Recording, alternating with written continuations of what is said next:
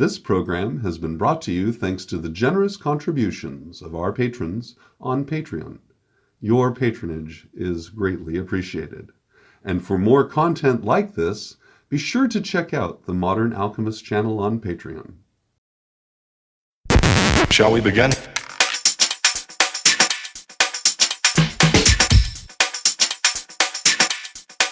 Let's begin now.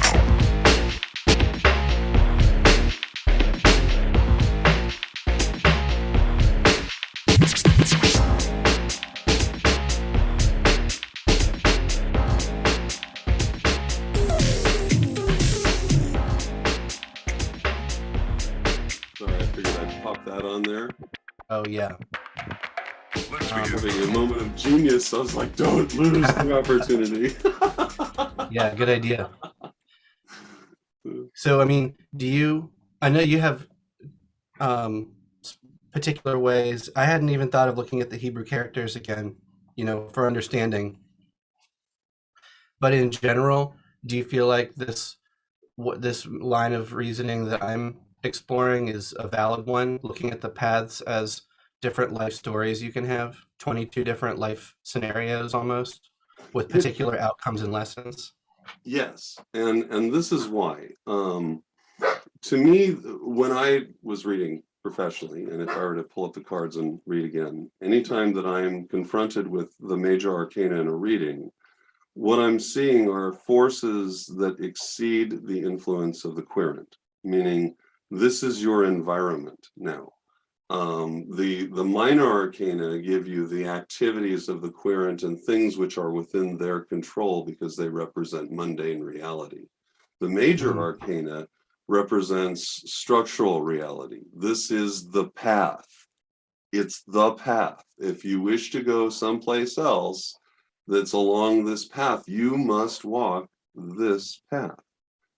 It's just the way it is. And so the idea then is that each of these cards are to teach you something, that the avatar of those cards has a lesson. And the lesson can be learned in both directions. You had mentioned that it was weird to go the opposite direction in the path.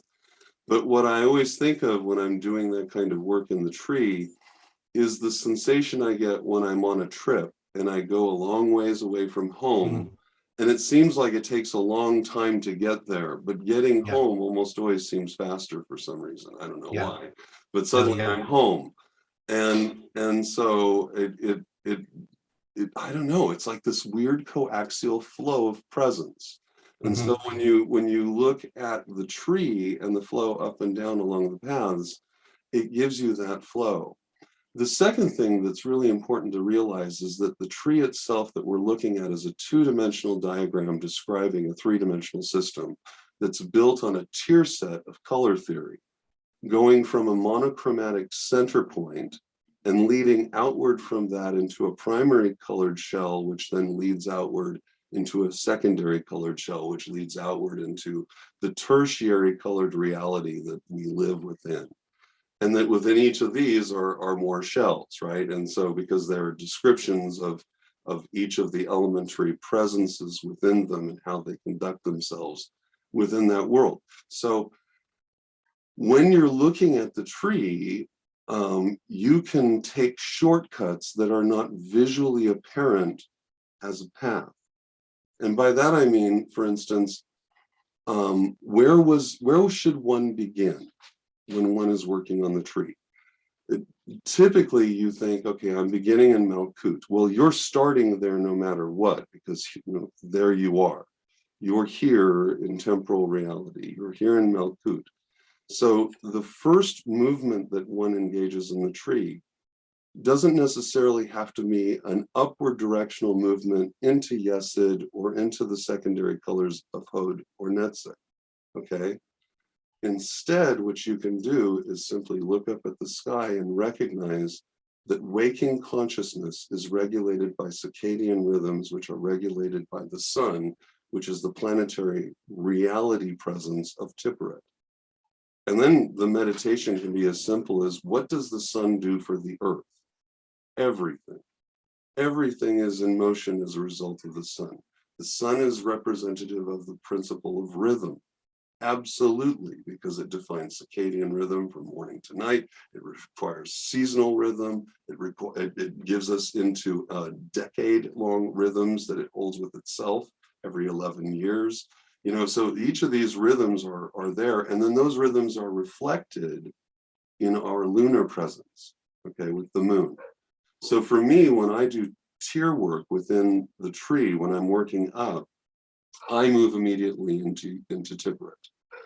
And when you recognize that Tiferet is within Braya, and the element there is water, all life and all consciousness gates through water.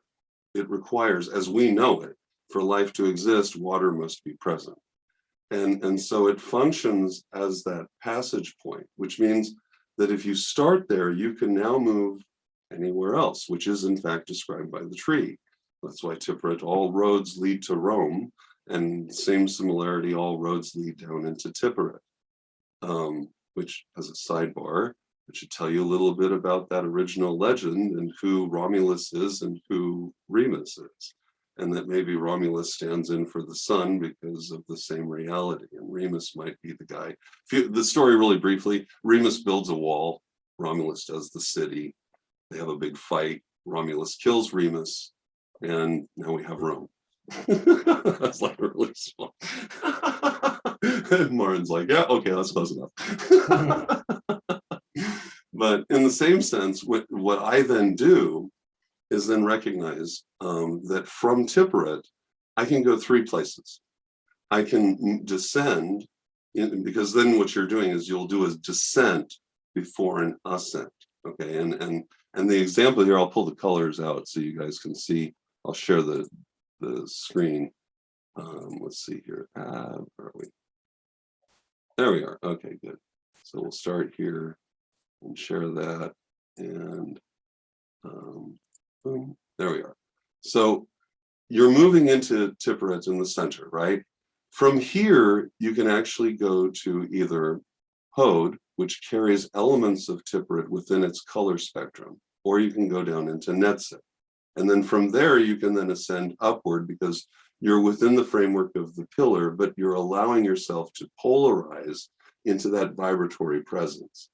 It's why so many of us, like if you're trying to move up into Chesed, you just can't go straight up the tree. It doesn't quite work that way. And green and orange are not necessarily familiar enough to us emanating from that base point of Malkut. If we look up and recognize that all of us is being managed by the sun, then we are in Tiferet automatically, and we can go from there. Then you borrow what I do, because I do middle pillar work mostly, is I look at the complementary opposite of gold, which is purple. And that allows me then to descend down into Yesod and recognize that my unconscious mind is in fact the foundation of all my conscious activities, which every psychologist on the planet will be nodding their head and going, yes. And every marketing agency on the planet will be nodding their head and going, yes, because we exploit that knowledge to great effect.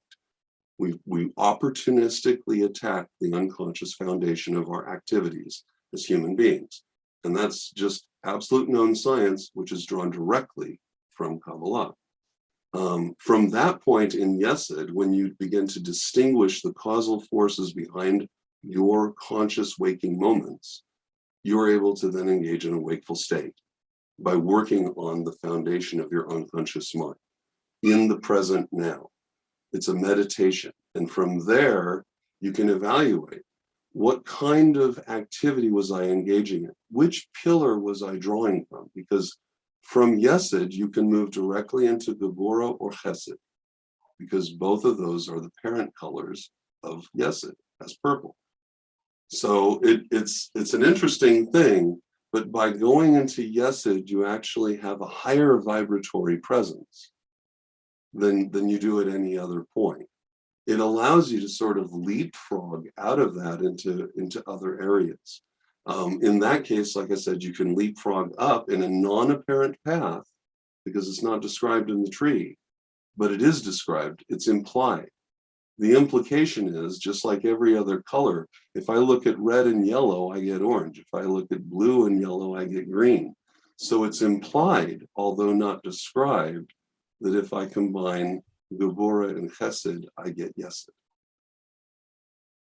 And so I can then use the elements of that to then traverse consciously, moving back up. So I go into Braya, descend into Yetzirah to go back up into Braya again, but into any location I want to go. So if I want to understand the Vora from a creative destructive aspect, then I'd pull down and go back up. You can then use functions of your consciousness and your speech and how you conduct yourself by recognizing that you're able to bounce back and forth between Tiphereth and Yesod in a wakeful state. By simply pausing for a moment. If you feel your emotive self kind of coming forward, you can pause for a moment and take that time to evaluate. Where am I going? Because when you hit Yesod, you're talking about primal emotional states, which is why we get both vibration and polarization. And why that idea of the serpent from Horus's question truly becomes the staff of power. That's that brazen staff that Moses holds up in the wilderness. It's above here. The idea is that all of creation is defined by what is contained on the ends of that staff.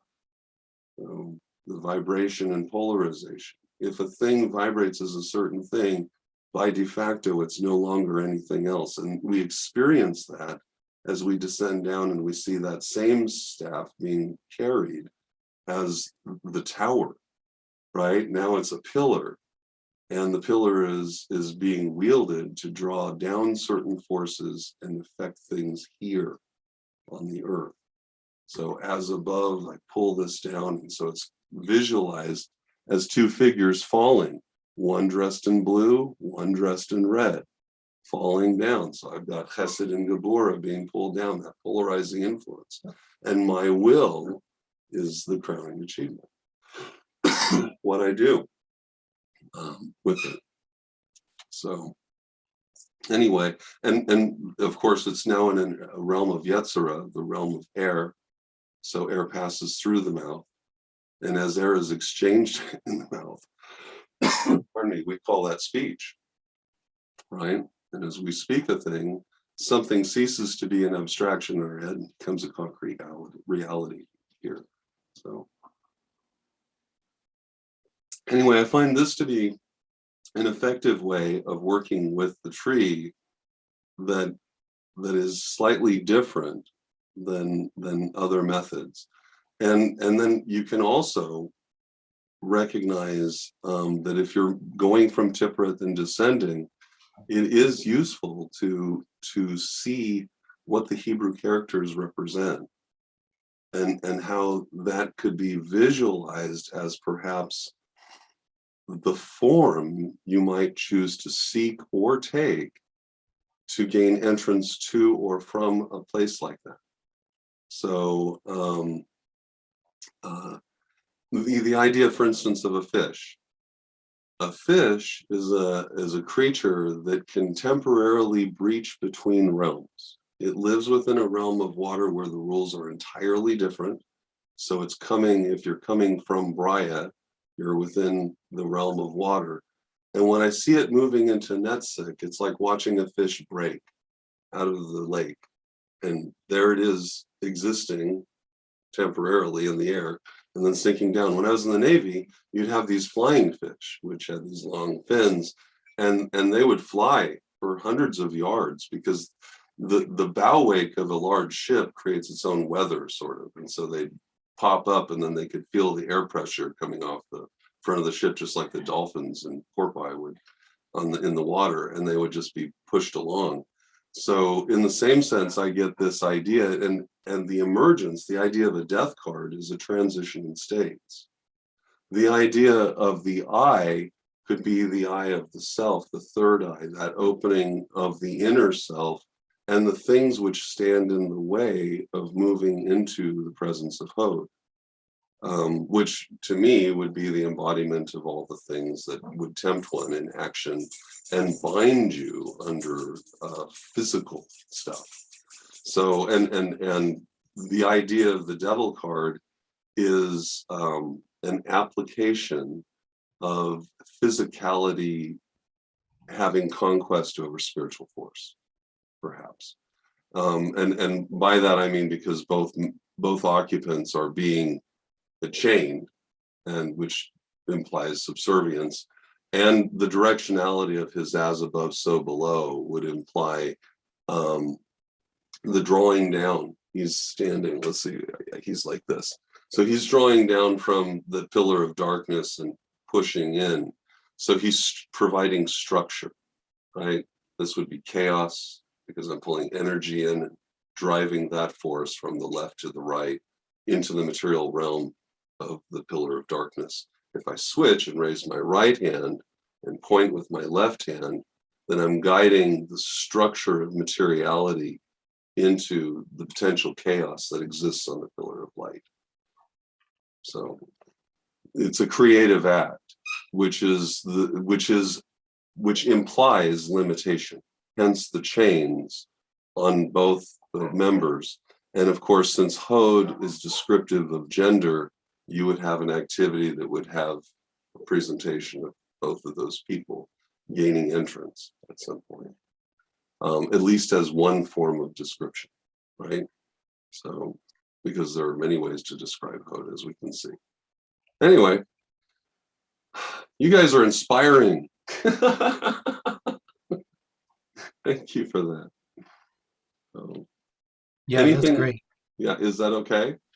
Yeah, no, that's amazing. And my sense is that you're also answering Marin's question in a certain way, because if you know, you have a chance to respond, but if I can interject, when it comes to uncertain circumstances, scary circumstances, those things seem to change, but the underlying structure of everything remains the same. And if you understand these lessons and how to work with them, how to work with the wisdom, you're already ready for anything that could actually, quote unquote, happen. Mm-hmm. And so then as far as helping people, simplifying a heart-based, sun-based protocol, it might be an accessible way to help people get started to understand the difference between the truth of the situation and the external circumstances. It's something I've thought about quite a bit lately. Mm-hmm. Absolutely. And consider, of all the spheres on the tree, the Tiperet has the greatest amount of description, the greatest number of paths leading to it, which gives you a sense of all of the characteristics that are implied with what it is, all of the power that is drawn to it. And that's why I just prefer, it's so easy, to just sit in a window someplace with the sun on you, feeling its physical presence. When you feel that heat on your skin, you are in the physical presence of the sun. You're feeling it. Yep. And it causes a change in your conscious state, which is absolutely measurable. And your body responds to it on multiple levels. Produce vitamin D, it activates your metabolism, it ups your psychology, your psychological aspects. And so just knowing that is like a launch point for me into a pleasant meditation, because all of that invests within me a sense of gratitude almost immediately, especially if I'm cold, and if you're cold or uncomfortable, and then you sit in front of the sun. I'm thinking like most autumn days here in the Northwest, it can be very cold in the shade, but you step in front of the sun and you're like, oh, it feels so good. And you can just feel that. And when you recognize that is, to what I believe our ancestors believed, you are standing in the presence of your God, right? They would look at that. They certainly characterize these things as gods and worship them as gods. So thinking that hey, I'm in the presence of my divinity that's sustaining everything, moving the winds, keeping the water flowing, and activating all life on the planet. You know, what more do you want from the divinity? Really, come on. That's putting the bar a little high. You want everything perfect. So it's just me being just silly. But yeah, so that's where I begin, and then it's really easy because if there are other things around you that you're connected to that relate to the sun, your pets, your plants, you know, anything in your yard or in the park, you know, you can just reach down and touch the grass and recognize the strength of the sun has sustained that, or that tree, or the brook that you happen to be sitting by.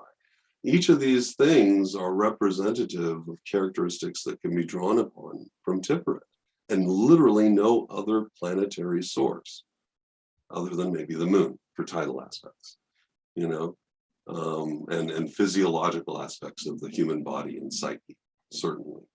But the sun is undeniable, its contribution to everything.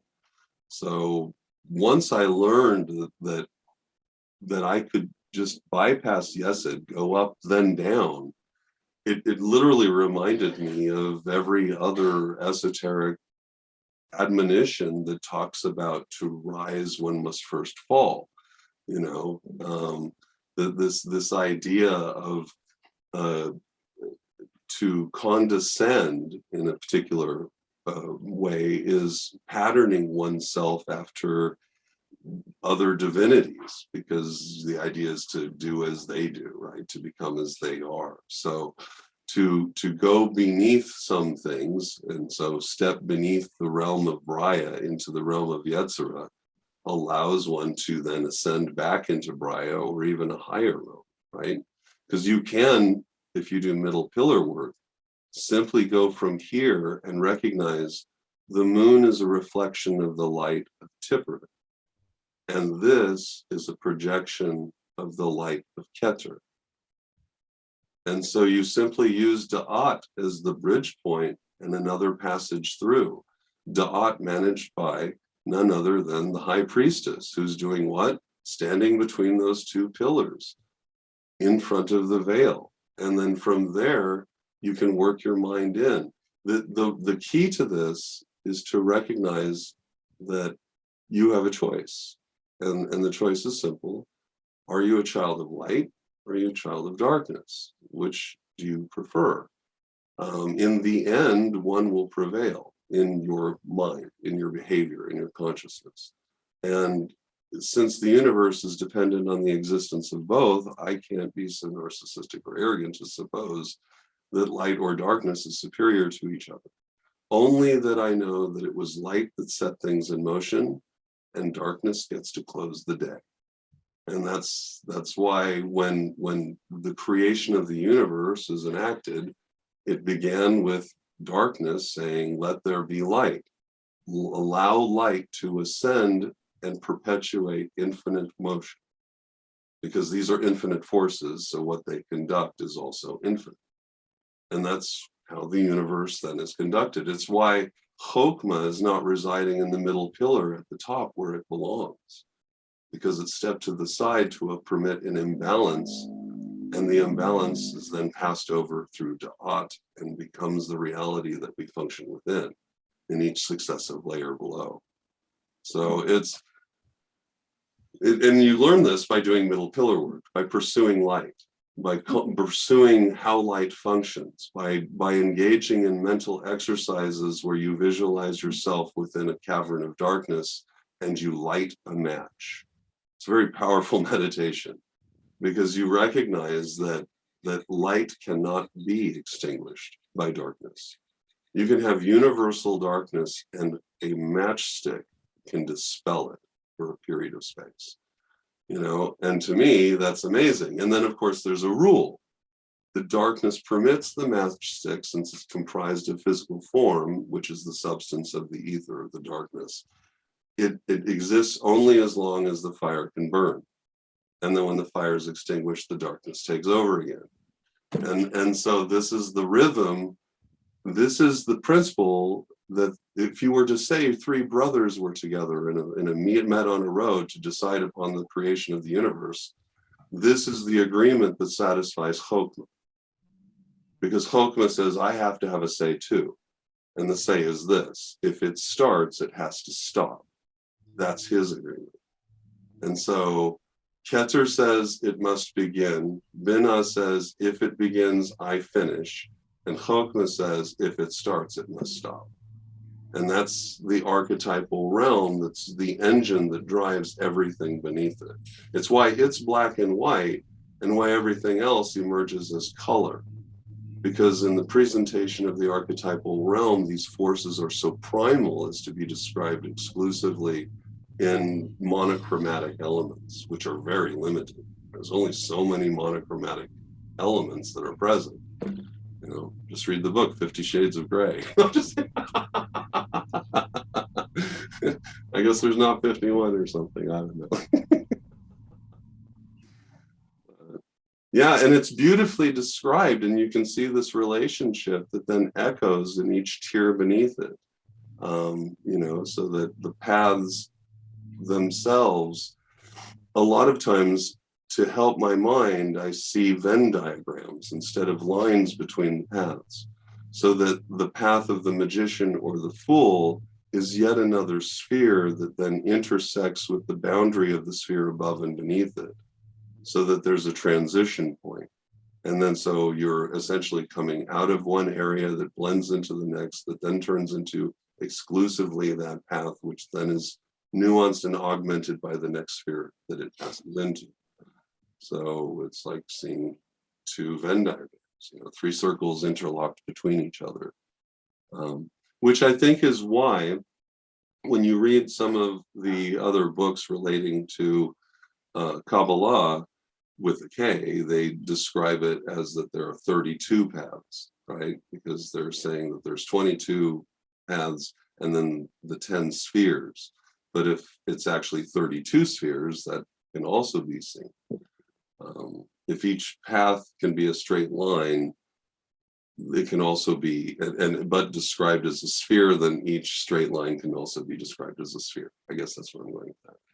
So, and then there's a certain element that is presented in that, because you, as I described in the picture that I shared with Monument Park today, that image of the toroidal flow is descriptive then of every other function of the universe, because we see it everything. Trees and mountains and people, we're all built on that. Stacked toroids. Your eyes are a little toroid, you know, where there's an opening and the energy literally passes in through the eye, just as it would through any star or anything else. So it's pretty cool. Well, that's all I got, at least for the minute. Thank you guys for being so inspirational, by the way. Definitely, this comes because you guys ask questions. Otherwise, it just sits in here and hangs out. Yeah, I feel the same way. Yeah. No, thank you. Thank you. It's just, it makes a difference if you're telling the things directly or if I read them. Mm-hmm. Yeah. And this is so true. This is actually very true. And I have a feeling the reason for this has to do with, and it doesn't matter how much distance there is between us. If we're all real time together like this, I've found that that's enough. And it's the real time connection of consciousness. There's something that is seen in a face or hand gesture or just the tone that we use to describe the words we're employing. And then I frankly, I think there's a degree of telepathy in that, you know, a noisy bird in the background. But yeah, I think that there definitely is a degree of telepathy in that, where we are connected, and truly powerful speakers are ones that seem to bridge that final barrier in communication and create imagery within the minds of the recipient, so that they not merely hear words, but the words take form. I think that's true magic. really, and that within the mind of a human being, you have structure that has been created with nothing more than air and vibration. That's it. Ooh, And, that sounds beautiful. and so it is beautiful. I find all of it just stunningly beautiful, and to be able to witness the Deus Ex Machina, the machine of God, to see that work and described is awe-inspiring, because I feel privileged when that happens. I absolutely do. That is what makes it a sacred thing to me, is the sense of this privilege where my awareness has been awakened to the degree that, hey, let me show you this. You see that? That's beautiful, right? And I'm like, you know. And what's really funny, the last little thing, but it just hit me.